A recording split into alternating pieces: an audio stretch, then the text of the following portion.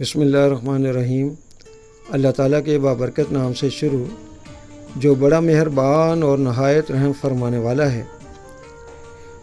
سامعین محترم، نبی کریم صلی اللہ علیہ وسلم فرماتے ہیں کہ اللہ تعالیٰ فرماتا ہے کہ میرا شکر کرو گے تو میں اور زیادہ دوں گا۔ شکر، جیسا کہ آپ جانتے ہیں کہ کسی کے احسانات کو تسلیم کرنا، کسی کی مہربانیوں کو مان لینے کا نام شکر ہے۔ ہمارے ایک دوست بیان کرنے لگے کہ وہ ایک بار گاؤں سے شہر کی طرف آ رہے تھے، اور یہ وہ راستہ ہے کہ جہاں پر عام پبلک ٹریفک نہیں چلتی۔ تو کہنے لگے کہ میں نے ایک نوجوان کو سڑک کنارے دیکھا، تو میں نے سوچا کہ اس نے کہیں پہنچنا ہوگا اور دور دور تک تو کوئی سواری نظر نہیں آ رہی۔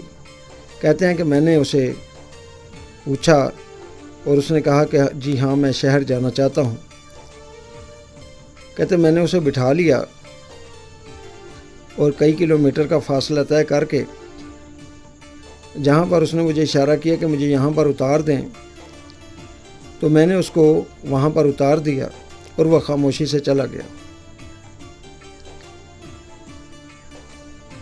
یہ دوست یہ واقعہ سناتے ہوئے اکثر ان کا جو چہرہ ہے وہ غصے سے سرخ ہو جاتا ہے، اور کہتے ہیں کہ اس نالائق آدمی نے مجھے ایک بار بھی نہیں کہا جناب آپ کا شکریہ۔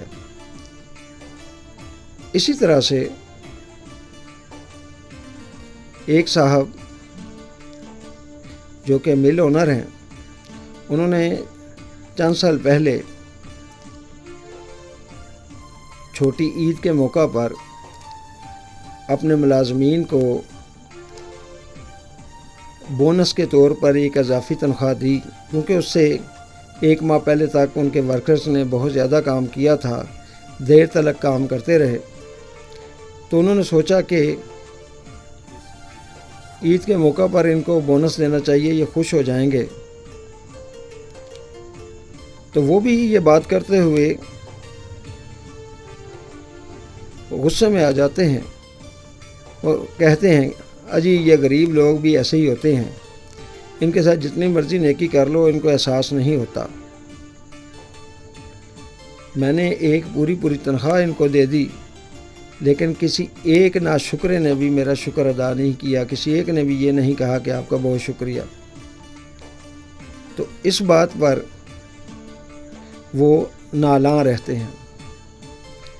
اب ہو سکتا ہے کہ ان کے ملازمین نے یہ سمجھا ہو کہ ہمارا یہ جو پارٹ ٹائم ہم نے کام کیا، جو اوور ٹائم لگاتے رہے، شاید یہ اس کا صلہ ہے، اس وجہ سے یا کسی اور وجہ سے یا ان کے کسی سخت رویے کی وجہ سے وہ ان کا شکریہ ادا نہ کر سکے، تو وہ اکثر اس بات کا ذکر کیا کرتے ہیں۔ سامعین محترم، اکثر جب ہم کوئی اچھا کام کرتے ہیں، ہم جس سے بھی بھلائی کا معاملہ کرتے ہیں تو توقع کرتے ہیں کہ وہ ہمارا شکر گزار ہوگا، ہماری اس احسان کو مانے گا۔ لیکن جب وہ اس احسان کو نہیں مانتا تو ہم اذیت اور تکلیف کا شکار ہوتے ہیں۔ سامعین محترم، اگر ہم یہ کام بغیر توقع کے کریں اور اسے ایک اچھا کام سمجھتے ہوئے کریں، تو شاید پھر ہم اس اذیت کا شکار نہ ہوں کہ جو ہم اکثر ایک اچھا کام یعنی کسی کے ساتھ بھلائی کا معاملہ کرنے کے بعد پریشان ہوتے ہیں۔ ہمارے بابا ہی فرمایا کرتے تھے کہ توقعات پر مایوسیاں ہوتی ہیں، یعنی جب ہم لوگوں سے یہ توقع رکھتے ہیں کہ ہم نے اچھا کام کیا، اب یہ ہمارا شکریہ ادا کریں گے، تو جب وہ نہیں کرتے تو ہمیں تکلیف ہوتی ہے۔